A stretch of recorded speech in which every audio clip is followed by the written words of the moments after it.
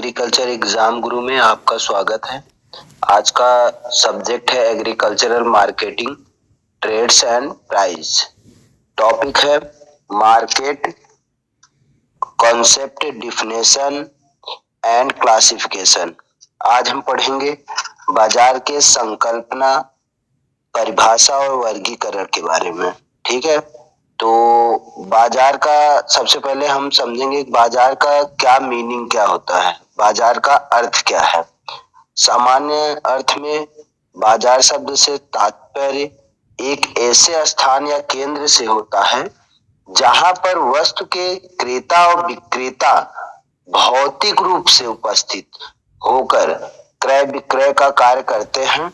उसे हम क्या कहते हैं? बाजार कहते हैं। जहाँ पे क्रेता और विक्रेता भौतिक रूप से उपस्थित होते हैं उसे हम बाजार कहते हैं। उदाहरण के लिए शहरों में स्थापित व्यापारिक केंद्र जैसे कपड़ा का बाजार या गांव में लगने वाले हाट।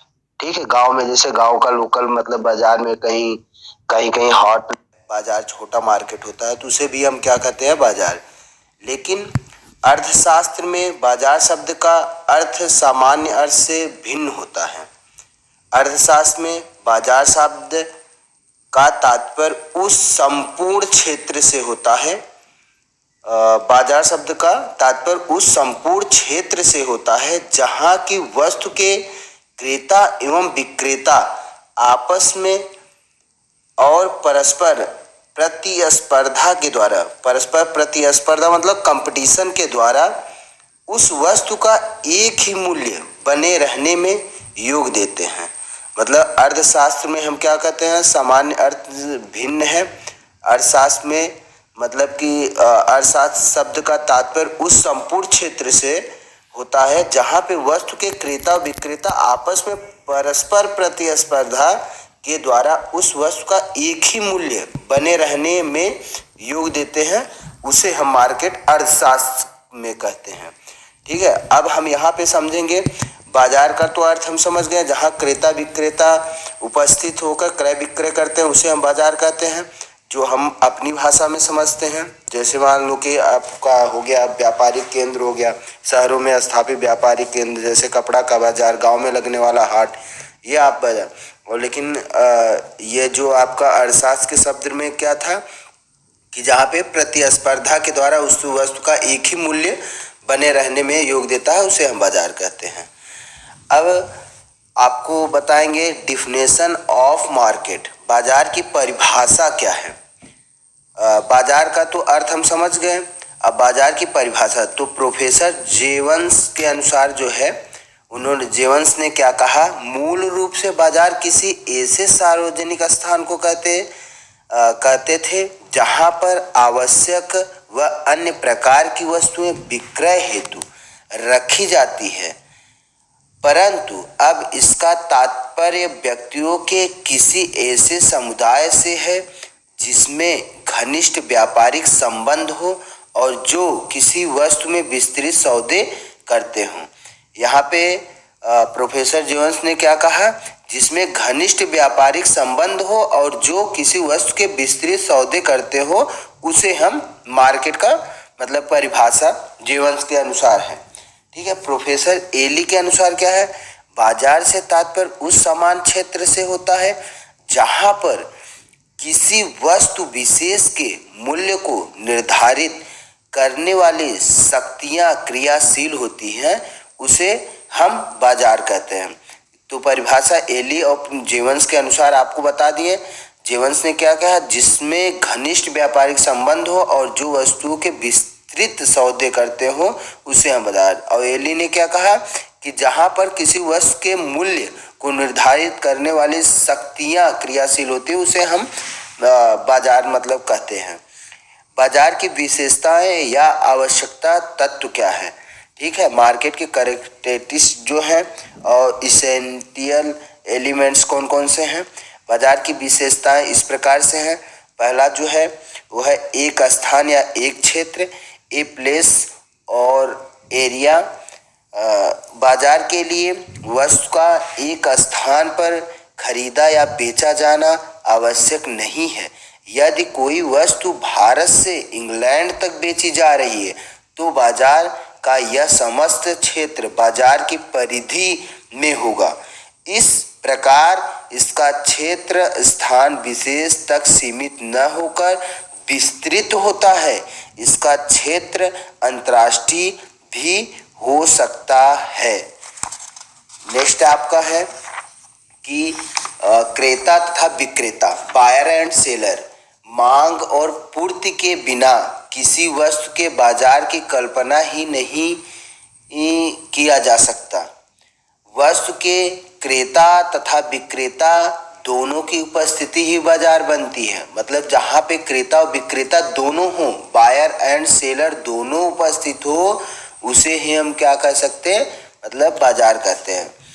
और तीसरा आपका है पूर्ण स्पर्धा, परफेक्ट कंपटीशन।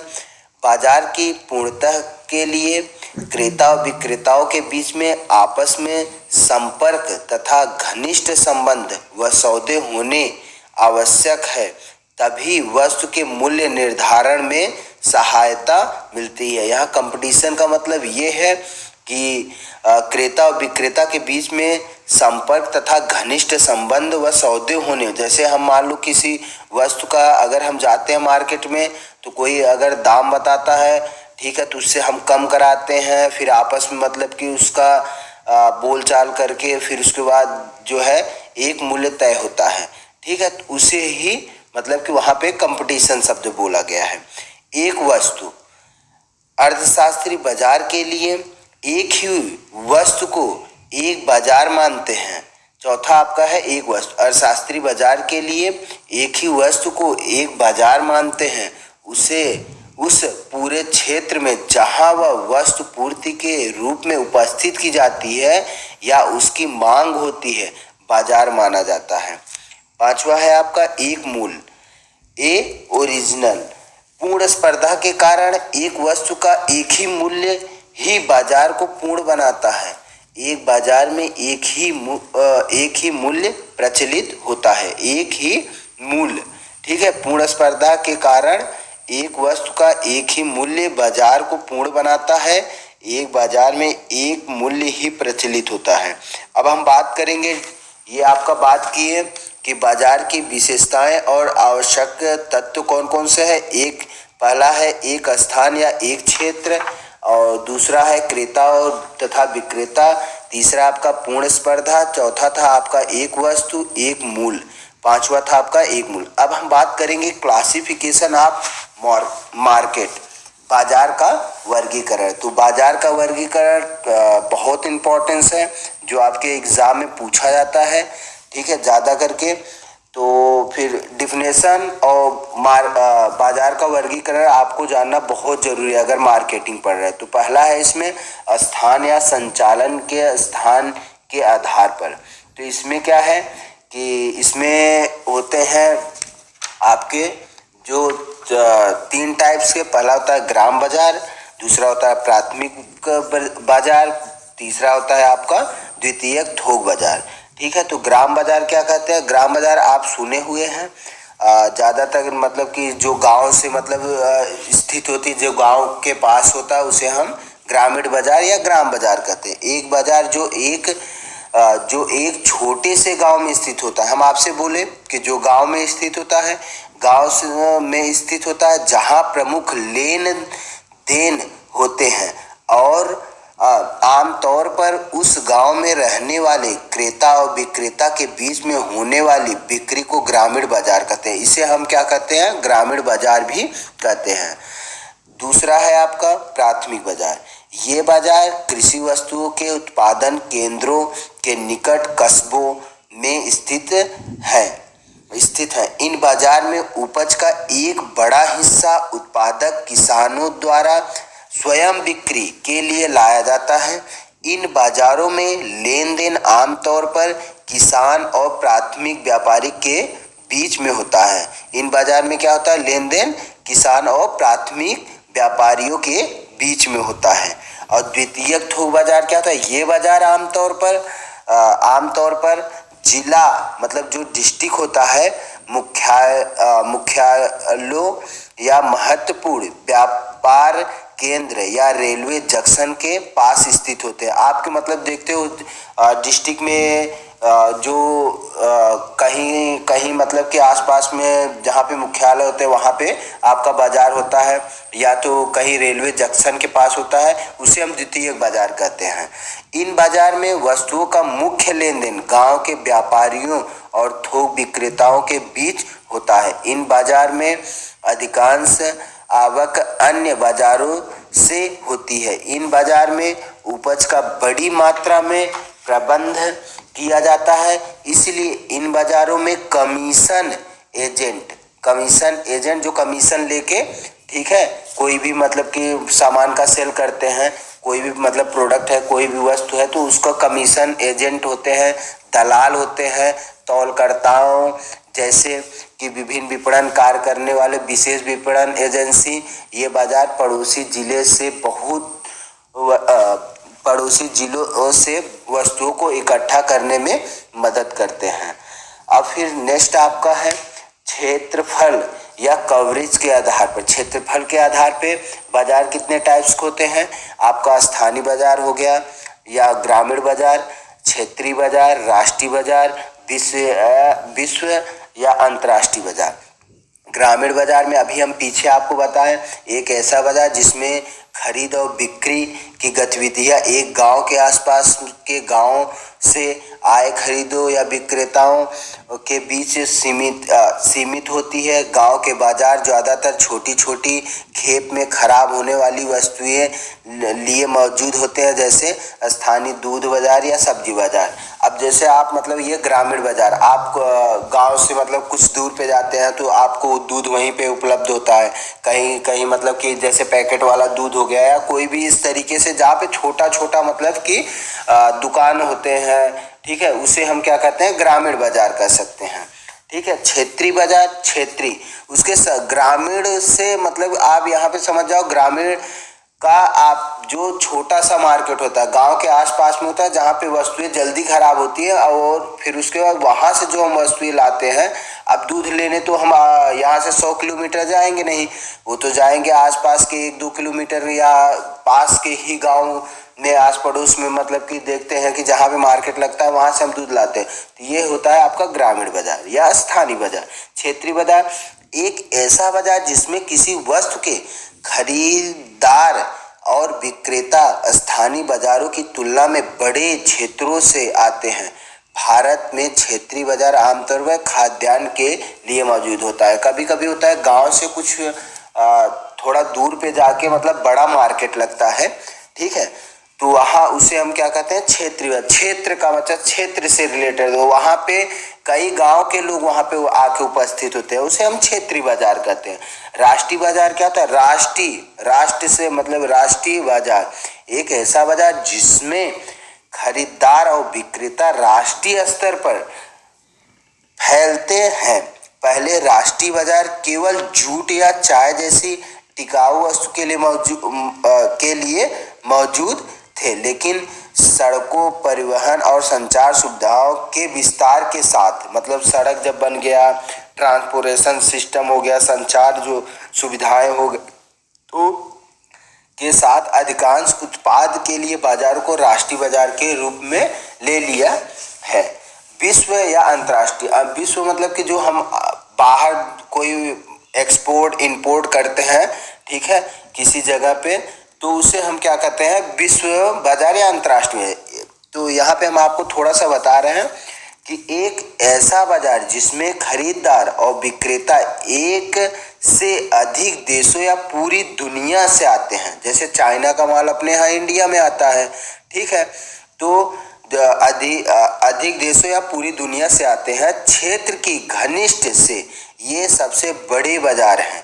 ये बाजार उन वस्तुओं के लिए मौजूद हैं जिनकी दुनिया भर में मांग और आपूर्ति है, जैसे कि कॉफ़ी, मशीनरी, सोना, चांदी। हाल के वर्षों में कई देश से कच्चा कपास जैसे कृषक उत्पादक में उदार अंतर्राष्ट्रीय व्यापार के व्यवस्था की ओर बढ़ रहे हैं। चीनी, चावल और गेहूं। उम्मीद है कि ऐसी वस्तुएं का अंतर्राष्ट्रीय बाजार अब मौजूद कई प्रतिबंधों से मुक्त हो जाएगी। अब अगला आपको बताएंगे तीसरा जो है समय अवधि के आधार पर क्लासिफिकेशन मार्केट का।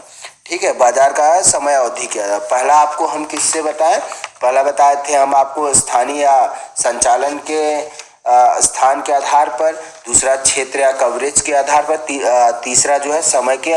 एक होता है अल्प अवधि बाजार, वे बाजार जो केवल एक दिन कुछ घंटों के लिए आयोजित होते हैं उसे अल्पावधि बाजार कहलाता है।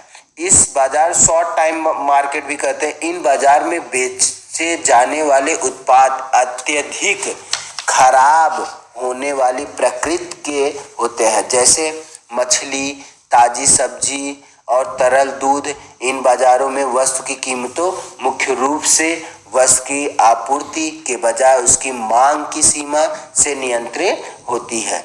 अवधि बाजार, अवधि मतलब कि जैसे शॉर्ट हो गया, ये हो गया मीडियम।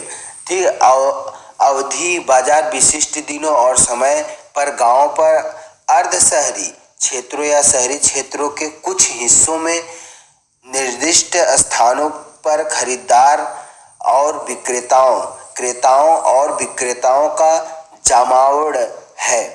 इन बाजारों में कारोबार की जाने वाली प्रमुख वस्तुएं भीतर इलाकों में उगाई जाने वाली कृषि उपज है। समय समय पर बाजार स्थानीय परस्परों के अनुसार साप्ताहिक, द्विसाप्ताहिक, पाक्षिक या मासिक आयोजित किए जाते हैं। साप्ताहिक, सप्ताह, द्विसाप्ताहिक, 2 सप्ताह, पाक्षिक या मतलब 15 दिन के अंतर पे, ठीक है, या मासिक आयोजित किए जाते हैं। ये कई विकसित देशों में सहज बाजार के समान होती है। अवधि बाजार में लंबी अवधि के बाजार, ये बाजार छोटी अवधि के बाजार की तुलना में लंबी अवधि के लिए आयोजित किए। इन बाजारों में व्यापार की जाने वाली वस्तुएं कम खराब होती हैं, कुछ समय के लिए संग्रहित की जाती हैं, जैसे अनाज और तिलहन। कीमतों, आपूर्ति और मांग दोनों शक्तियों द्वारा नियंत्रण होती है। जैसे इसका डिमांड, सप्लाई और डिमांड का दोनों की शक्तियां जहाँ पे नियंत्रित होती है उसे हम क्या कहते हैं, लंबी अवधि बाजार। धर्म निरपेक्ष बाजार, ये अस्थायी प्राकृत के बाजार है। इन बाजारों में व्यापार की जाने वाली वस्तुएं प्राकृतिक में टिकाऊ होती हैं और इन्हें कई वर्षों तक संग्रहित किया जा सकता है। उदाहरण के लिए मशीनरी तो इतना जल्दी खराब नहीं होती। मार्केट में आप मशीनरी रख दिए तो आपको मतलब कि खराब हो जाएगी। और विनिर्माण जो लंबे टाइम तक चलती हो। धर्मनिरपेक्ष जैसे मशीनरी हो गए और ऐसे मतलब कि कृषि से रिलेटेड अन्य मशीनरी हैं, ठीक है, विनिर्मित जो बना नहीं है वे वस्तुएं हो गए, तो ये क्या होते हैं, धर्मनिरपेक्ष बाजार कहलाते हैं। अब अगला नेक्स्ट जो है आपका लेन देन की मात्रा के आधार पर बाजार का वर्गीकरण। ठीक है, लेन देन के आधार 2 प्रकार से होते हैं। एक तो होता है थोक बाजार और दूसरा आपका होता है कि खुदरा बाजार। थोक बाजार होलसेल मार्केट जिसे हम कहते हैं होलसेलिंग। थोक बाजार वह होता है जिसमें वस्तु बड़ी संख्या में या थोक में खरीदी और बेची जाती हैं। ये बाजार आमतौर पर कस्बों या शहरों में स्थित होती हैं। इन बाजारों में और इसके आसपास आर्थिक गतिविधियां इतनी तीव्र होती हैं कि समय के साथ जनसंख्या इन बाजारों के आसपास केंद्रित हो जाती है। ये बाजार कृषि उत्पादों सहित सभी वस्तुओं की विपणन मार्केटिंग श्रृंखला में एक अत्यंत महत्वपूर्ण कड़ी है। श्रृंखला मतलब कि जो चैन तरीके से, ठीक है, एक अत्यंत महत्वपूर्ण कड़ी है। कड़ी मतलब चैन, ठीक है। आपूर्ति, सप्लाई और डिमांड को संतुलित करने के लिए, आपूर्ति और मांग को संतुलित करने और किसी वस्तु की कीमतों की खोज के अलावा ये बाजार और उनमें मौजूद पदाधिकारी, उत्पादन प्रणाली जो प्रोडक्शन सिस्टम है और उपभोग प्रणाली कंजप्शन सिस्टम है के बीच एक कड़ी के रूप में काम करते हैं। भारत में कृषि उत्पाद के थोक बाजार को प्राथमिक, द्वितीयक, टर्मिनल थोक बाजार के रूप में वर्गीकृत किया जा सकता है। प्राथमिक, द्वितीयक, मतलब जिस तरीके से होल सेलिंग होता है उसी तरीके से हम इसको अलग अलग डिवाइड कर सकते हैं। प्राथमिक थोक बाजार उत्पाद क्षेत्रों में उसके आसपास स्थित असेंबलिंग केंद्र की प्रकृति के होते हैं। प्राथमिक थोक बाजार में लेन देन मुख्यतः किसान और व्यापारियों के बीच में होता है। मतलब कि प्राथमिक, मतलब हम आपको बोले ना, थोक बाजार जो किसान और व्यापारियों के बीच होता है। द्वितीयक थोक बाजार में प्राथमिक थोक से टर्मिनल बाजार के बीच स्थित होते हैं। इन बाजारों में लेन देन प्राथमिक थोक विक्रेता से टर्मिनल बाजार के व्यापारी के बीच होता है। टर्मिनल बाजार आमतौर पर बड़े शहरी महानगरीय शहरों या निर्यात केंद्रों पर स्थित होते हैं, जो उनके आसपास विदेशी बाजार में बड़ी उपभोक्ता आबादी की सप्लाई करते हैं, पूर्ति करते हैं। अब ये आपका नेक्स्ट है खुदरा बाजार। खुदरा बाजार वह है जिसमें उपभोक्ताओं द्वारा उनकी आवश्यकताओं के अनुसार वस्तुओं को खरीदा और बेचा जाता है। मतलब उपभोक्ताओं द्वारा उनकी आवश्यकताओं के अनुसार वस्तुओं को खरीदी और बेची जाती है। इन बाजारों में लेन देन खुदरा विक्रेताओं और उपभोक्ताओं के बीच होता है। खुदरा विक्रेता थोक बाजार से ही होते हैं, थोक बाजार के ही से रिलेटेड होते हैं। ठीक है। अब नेक्स्ट जो है आपका क्लासिफिकेशन मार्केट में लेन देन की प्रकृति के आधार पर बाजार जो लेन देन के प्रकार के आधारित होते हैं, जिनमें लोग लगे होते हैं, वो दो प्रकार के होते हैं। पहला होता है स्टॉप्ड या नगद मार्केट। नगद मार्केट एक ऐसा बाजार जिसमें बिक्री के तुरंत बाद सामान का पैसा के बदले में आदान प्रदान किया जाए, स्पॉट या कैश मार्केट कहा जाता है। स्पॉट या कैश मार्केट का वायदा बाजार एक ऐसा बाजार जिसमें किसी वस्तु की खरीद और बिक्री समय। वायदा बाजार क्या होता है? नेक्स्ट जो है दूसरा आपका वायदा बाजार, एक ऐसा बाजार जिसमें किसी वस्तु की खरीद और बिक्री समय टी पर होती है, लेकिन वस्तु का विनिमय एक्सचेंज जो है भविष्य में किसी निर्दिष्ट तारीख यानी समय T1 पर होता है। कभी कभी निर्दिष्ट तारीख पर भी होता है। भविष्य में T1 वस्तु का कोई विनिमय नहीं हो सकता। इसके बजाय खरीद और बिक्री की कीमतों में अंतर का भुगतान किया जाता है या लिया जाता है। सामान खरीदते हैं और खुदरा बाजार में उपभोक्ताओं की छोटी छोटी खेप में बेचते हैं। ये बाजार उपभोक्ताओं के बहुत निकट है। थोक और रिटेल बाजार के बीच में अंतर मुख्य रूप से खरीदार के आधार पर किया जाता है। किसके आधार पर किया जाता है? खरीदार के रूप में आधार पर किया जा सकता है। खुदरा बाजार का मतलब है कि खरीदार आमतौर पर अंतिम उपभोक्ता होते हैं। मतलब लास्ट जो, जिसे हम क्या बोलते हैं, कंज्यूमर या कंज्यूमर जो कंज्यूम करते हैं। ठीक है, अंतिम उपभोक्ता तक होते हैं। जबकि थोक बाजार में खरीदार थोक विक्रेता या खुदरा, मतलब जो बीच के होते हैं, विक्रेता हो सकते हैं। लेकिन कभी कभी थोक उपभोक्ता थोक बाजार से कभी खरीदारी करते समय खुदरा बाजारों में लेन देन की मात्रा आम तौर पर थोक बाजार की तुलना में कम होती है। तो आपका जो है वायदा बाजार हम किसे कहते हैं कि जो मतलब कि उपभोक्ता थोक बाजार से खरीदते हैं और फिर लेन देन आमतौर पर थोक बाजार की तुलना में कम होती है। ठीक है। नेक्स्ट जो आपका है, जिन वस्तुओं में लेन देन होता है उनकी संख्या के आधार पर। छठवां आपका है जिन वस्तुओं में लेन देन होती है उनकी संख्या के आधार पर। बाजार उन वस्तुओं की संख्या के आधार पर सामान्य या विशिष्ट हो सकता है जिसमें लेन देन पूरा होता है। इसमें है सामान्य बाजार, एक बाजार जिसमें सभी प्रकार की वस्तुएं होती है, जैसे खाद्यान्न, तिलहन। सामान्य से यहाँ पे अर्थ यह है कि जहाँ पे सभी प्रकार की वस्तुएं हों।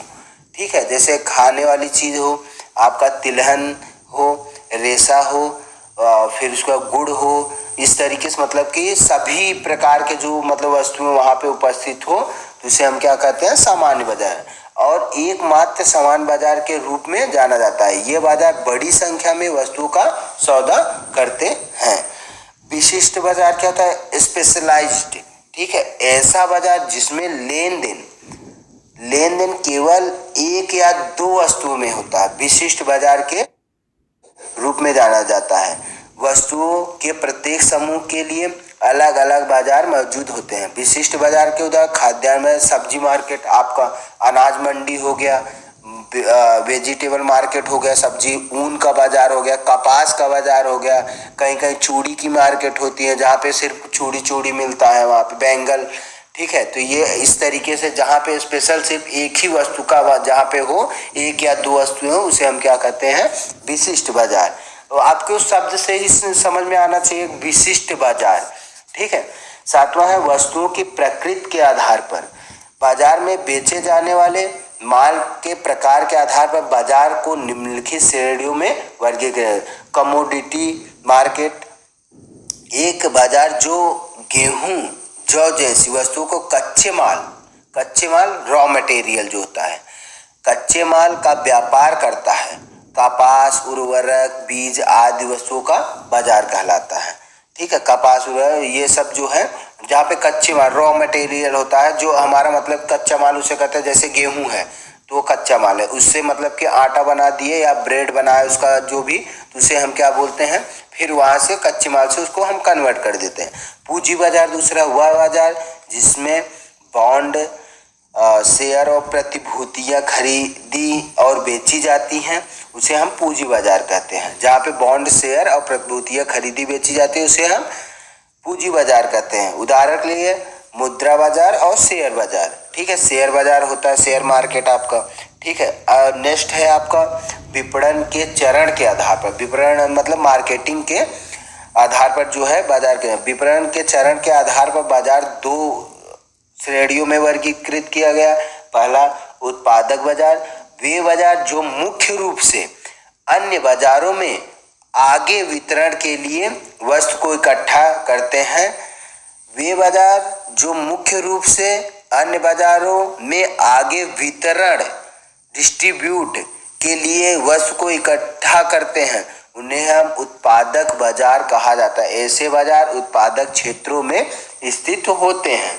उत्पादनकर्ता से रिलेटेड। उपभोक्ता बाजार, वे बाजार जो उपभोग करने वाली आबादी के लिए अंतिम निपटान के लिए उपज एकत्र करते हैं। उपभोक्ता मतलब जहाँ पे कंज्यूम कर रहा हो, जहाँ पे मतलब कि किसी वस्तु का एंडिंग पॉइंट हो, मतलब कि वहाँ पे समाप्त होने वाला, तो उसे क्या बोलते हैं, उपभोक्ता कंज्यूमर जिसे बोलते हैं, उपभोक्ता बाजार कहते हैं। ऐसे बाजार आमतौर पर उन क्षेत्रों में स्थित है जहाँ पे उत्पादन अपर्याप्त होता है और घनी आबादी वाले शहरी केंद्र होते हैं। जहाँ पे मतलब घना आबादी होता है, जहाँ पे मतलब कि ऐसी बाजार होती है जहाँ पे मतलब कि उसका इतना घना होता है कि वहीं पे वो वस्तु खत्म हो जाता है, उसे हम उपभोक्ता बाजार कहते हैं।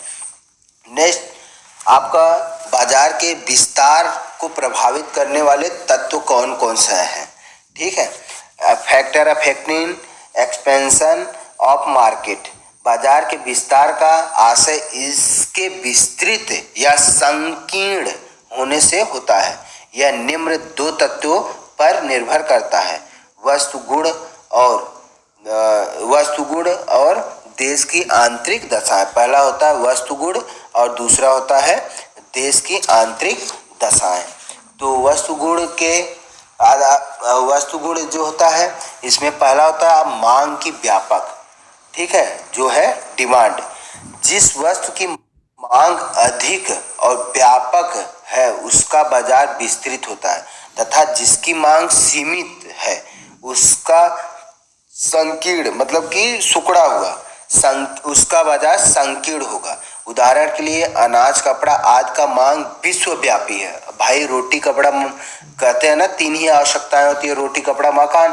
तो इसमें तो सबसे मेन जो है तो मतलब कि जो ये डिमांड के आधार पर यहाँ पे मकान की तो बात नहीं करेंगे, लेकिन अनाज और कपड़ा, रोटी और कपड़ा सबसे ज़्यादा है, तो विश्व व्यापक है, अतः इनका बाजार भी अंतर्राष्ट्रीय होता है। दूसरी ओर साड़ी, चूड़ी, टोपी का बाजार राष्ट्रीय है, क्योंकि ये वस्तुएं केवल हमारे देश में ही मांगी जाती है।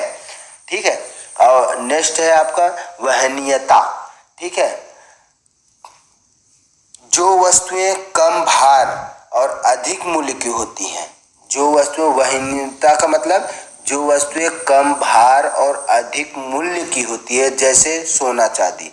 भाई 10 ग्राम सोने का दाम कितना होगा, कितना महंगा है। ठीक है, तो सोचा आदि उनका बाजार अत्यंत विस्तृत होता है, तथा इसके विपरीत गुण वाली वस्तुएं जैसे ईंट, पत्थर आदि का बाजार संकीर्ण होता है। सेम कि अगर आपका जैसे यहाँ पे क्या लिखा, जो वस्तुएं कम भार और अधिक मूल्य वाली होती है, कम भार वाली होती है और अधिक, उधर अधिक भार और कम मूल्य। ठीक है, इससे रहे तो जैसे मतलब सोना चांदी मतलब कि कम भार हो गया, अधिक मूल्य हो गया। विस्तृत होती है, इसके विपरीत मतलब कि क्या होगा कि अधिक भार और कम मूल्य। जैसे गुण वाली होती हैं वस्तुएं जैसे ईंट, भार अधिक है, मूल्य कम है, पत्थर आदि का वजह संकीर्ण होता है। ठीक है, अगला नेक्स्ट है आपका टिकाऊपन। ठीक है, टिकाऊ, ड्यूरेबिलिटी। ठीक है, तो यहाँ टिकाऊ वस्तुओं जैसे कपड़ा, मशीनें आदि का बाजार विस्तृत होता है, तथा शीघ्र नष्ट होने वाली वस्तुएं जैसे दूध, दही, सब्जी आदि का बाजार संकीर्ण होता है। ठीक है, ये वस्तुओं के गुण के आधार पर। नेक्स्ट है पूर्ति के पर्याप्तता। जिस वस्तु की पूर्ति अधिक है और मांग के अनुसार बढ़ाई जा सकती है, जो उसका बाजार विस्तृत होगा। इसके विपरीत गुण वाली वस्तु का बाजार संकीर्ण होगा। तो अगला है नमूने या ग्रेड। ग्रेड बनाने के उपयुक्त। ठीक है, जिन वस्तुओं में नमूने निकाले जा सकते हैं, जैसे ऊनी कपड़ा, या जिन निश्चित ग्रेडों में विभाजित किया जाता है, जैसे गेहूं कौन सा ग्रेड का, A grade, B grade, C grade, इस तरीके से होते हैं ना, उनका विस्तृत होगा। इसके विपरीत गुण वाली वस्तुएं जैसे सब्जी, मछली आदि का संकीर्ण होगा। ठीक है, ग्रेड क्या कि भैया दाल लेने जाते हो, कोई 80 रुपये किलो, कोई 90 रुपये किलो, कोई 100 रुपये किलो। ठीक है, इस तरीके से मतलब उसे ग्रेड में डिवाइड करते हैं। ठीक है, तो फिर ये आपका नमूने, सिंपल, क्या बोलते हैं, सैंपल जिसे बोलते हैं। ठीक है, तो ये हो गया। नेक्स्ट है आपका स्थानांतरित वस्तुओं की संख्या। ठीक है, जिन वस्तु के जितने ही अधिक स्थानापन्न होंगे, उन वस्तु की मांग उतनी ही कम होगी, जिसके फलस्वरूप उसका बाजार संकीर्ण होगा। जिस स्थान पे कोई वस्तु मतलब कि ज़्यादा हो रही है, तो उसका मतलब मूल्य कम होगा, मांग मतलब कि उतनी ही कम होगी, मतलब उसका मांग उतना ही कम होगा। जैसे हमारे यहाँ कोई भी वस्तु ज़्यादा पैदावार होती है, तो उसकी मांग, वहाँ डिमांड कम होगी, और वो फिर जिसके फलस्वरूप उसका बाजार संकीर्ण होगा। देश के आंतरिक दशाएं। नेक्स्ट जो है इसमें आपका था मांग की व्यापकता, वहनीयता, टिकाऊपन, पूर्ति या पर्याप्तता, नमूने या ग्रेड बनने की उपयुक्तता, स्थानापन्न वस्तुओं की संख्या। अब दूसरे में जो है इसमें है देश के आंतरिक दशाओं। ठीक है, शांति और सुरक्षा। देश में शांति और सुरक्षा के वातावरण में बाजार का विस्तार होता है। इसके विपरीत युद्ध व दंगों के समय अति संकीर्ण होता है। मतलब यहाँ पे जो किसकी बात कर रहे हैं, इंटरनल, मतलब बाहर के जो कंट्री के इंटरनल कंडीशन ऑफ कंट्री, देश की आंतरिक दशाओं पे। शांति और सुरक्षा में मतलब देश में शांति और सुरक्षा वातावरण में बाजार का विस्तार होता है। शांति और सुरक्षा है, सेफ्टी है, तो वहाँ पे बाजार का फैलाव, विस्तार मतलब फैलाव। जिसके विपरीत युद्ध और दंगों में क्या होता है, संकीर्ण हो जाता है। वहाँ पे क्या हो जाता है भाई, युद्ध और दंगे हो रहा है, तो फिर जैसे अभी करंट में मतलब कि पाकिस्तान से मतलब कि किसी प्रकार का हुआ, तो वहाँ से क्या हुआ, टमाटर इतनी महंगा को रोक दिए दूसरे देश वाले। ठीक है, भाई उनका व्यवहार या नेचर ऐसा था कि मतलब कि वहाँ पे अपने देश से मतलब कि कुछ ऐसी वस्तुएं थे जो पाकिस्तान नहीं भेजी जाती थी। नेक्स्ट है परिवहन व संचार के साधनों का विकास, development of means of transport and communication. ठीक है, इन साधनों के विकसित होने पर वस्तुएं कम लागत पर शीघ्रता से एक स्थान से दूसरे स्थान को भेजी जा सकती हैं। अतः ऐसी स्थिति में वस्तुओं के बाजार विस्तृत होते हैं। ठीक है, यहाँ पे क्या है कि ट्रांसपोर्ट मतलब जो है परिवहन संचार के साधनों का विकास। इन साधनों के विकसित होने पर वस्तुएं कम लागत और शीघ्र एक स्थान से दूसरे जगह स्थान पे भेजी जाए, अतः स्थित वस्तुओं के बाजार विस्तृत होता है। विपणन रीतियों में सुधार, इम्प्रूवमेंट इन मार्केटिंग मेथड। यदि वस्तुओं के विक्रय के लिए वैज्ञानिक और आधुनिक रीतियों, विज्ञापन, प्रदर्शनी आदि का सहारा लिया जाता है तो बाजार में विस्तार होता है। विपणन रीतियों मतलब रीति, यहाँ पे इससे क्या है इम्प्रूवमेंट। जैसे हम किसी सामान का, जैसे लक्स साबुन आजकल आता है, तो फिर देखते हो आपकी मतलब कि लक्स साबुन अगर भाई अच्छी हीरोइन मतलब लगा रहे तो वहाँ पे क्या हुआ कि मतलब देख के लोग आकर्षित होते हैं, करे इस तरीके से मतलब विज्ञापन एडवर्टाइजमेंट दिखाया जाता है। फिर कभी कभी मतलब न्यूज़पेपर में कई चीज़ें हैं कि जो बार बार वही चीज़ आपको मतलब दिखाया जाता है, तो उसके आधार पे तो क्या होता है वस्तु जो बाजार का होता है विस्तार होता है। मतलब एडवर्टाइज प्रदर्शनी कर रहे हैं, दिखावा कर रहे हैं, मतलब कि जा के मतलब मार्केट में मतलब कि वहाँ पे बताते हैं उस तरीके से दिखा के मतलब कि ये चीज़ देखो यूज करो, इस तरीके से होगा, तो ये इसके आधार पर बाजार फैलता है। और नेक्स्ट है आपका मुद्रा तथा साख प्रणाली, मनी और क्रेडिट सिस्टम। जिस देश में मुद्रा प्रणाली सुदृढ़ और सुव्यवस्थित है, मतलब कि जहाँ सुव्यवस्थित है तथा बैंकिंग सुविधाएं पर्याप्त है, उस देश में वस्तुओं का बाजार विस्तृत होता है।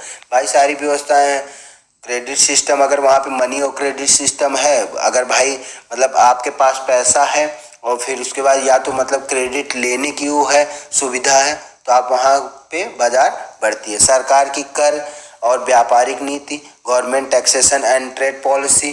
ठीक, यदि सरकार स्वतंत्र व्यापार नीति अपनाती है, स्वतंत्र व्यापार नीति पॉलिसी, ठीक है, यहाँ पे ट्रेड पॉलिसी व्यापारिक नीतियाँ अगर अपनाती है तो वस्तुओं के बाजार विस्तृत होंगे। ठीक है, और इसके विपरीत मतलब सुविधाएं, पॉलिसी मतलब सुविधाएं अगर देती है तो विस्तृत होगा। इसके विपरीत यह सरकार प्रतिबंधन नीति का अनुसरण करती है। ठीक है, तो जैसे आयात निर्यात पर कर लगाती है, तो एक राज्य से दूसरे राज्य में अथवा राज्य के एक जिले से दूसरे जिले को वस्तु के स्थानांतरण मतलब कि ट्रांसफर करने के लिए भारी कर देना पड़ता है, प्रतिबंध लगाना आदि, तो बाजार का सीमितता हो जाती। मतलब कि अगर टैक्स नहीं लग रहा है, जैसे हम यहाँ से कोई भी प्रोडक्ट है एमपी से यूपी भेज रहे हैं, तब यहाँ पे बोल दिए कि भैया एमपी से यूपी वस्तु जाएगी तो वहाँ पे टैक्स लगेगा। ठीक है, तो फिर अगर सरकार मतलब कि टैक्स लगा रहे तो फिर क्या होगा, तो वहाँ पे मतलब कि सीमितता होगी। अगर मतलब टैक्स नहीं, अगर वहाँ पे छूट देती है पॉलिसी, मतलब कि वहाँ पे व्यापारिक नीति देती है कि हम आपको सब्सिडी देंगे इस प्रकार की, तो उसमें क्या होता है कि वो विस्तृत होगा। तो ये आपका मार्केटिंग से रिलेटेड क्वेश्चन थे। ठीक है, जो आपको बता दिए कि कॉन्सेप्ट क्या है, डिफिनेशन क्या है, क्लासिफिकेशन। अब आपको वीडियो अगर अच्छा लगा है तो आप लाइक और सब्सक्राइब जरूर कीजिए। एग्रीकल्चर एग्जाम गुरु में